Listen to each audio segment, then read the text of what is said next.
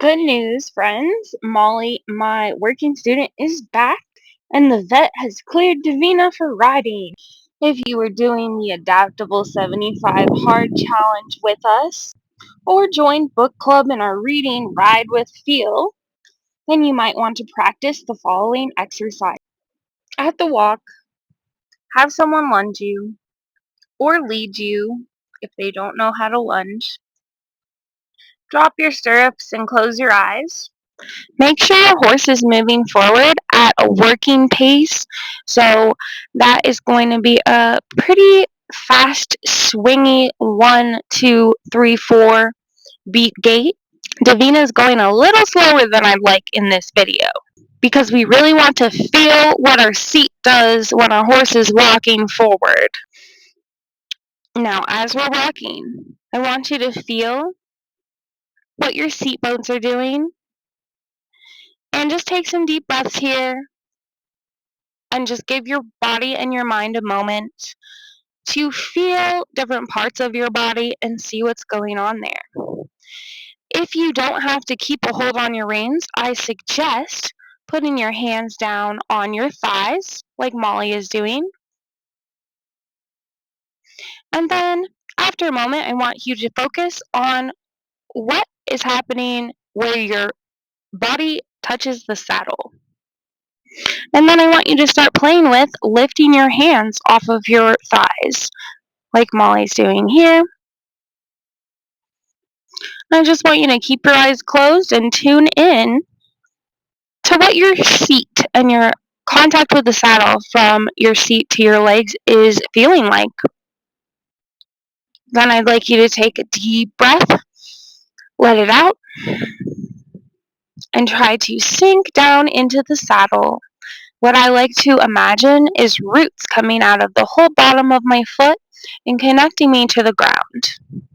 I then like to imagine plugging my seat bones into the saddle.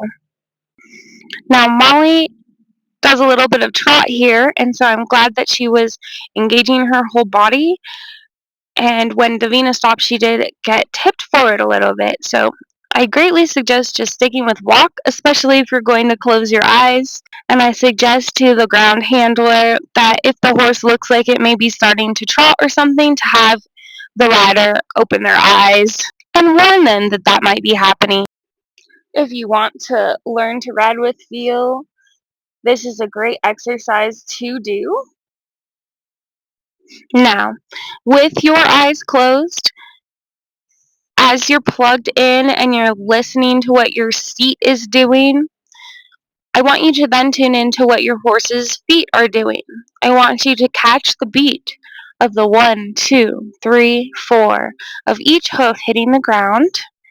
And I want you to say out loud now whenever the hind leg on the inside or on the left hits the ground. And the person on the ground can help you get into that rhythm by starting off by saying now, now, now, whenever that hoof hits the ground, so you can pick it up. And once you've got that rhythm and you're saying now at the correct time, I want you to focus on what that feels like to your legs and your seat.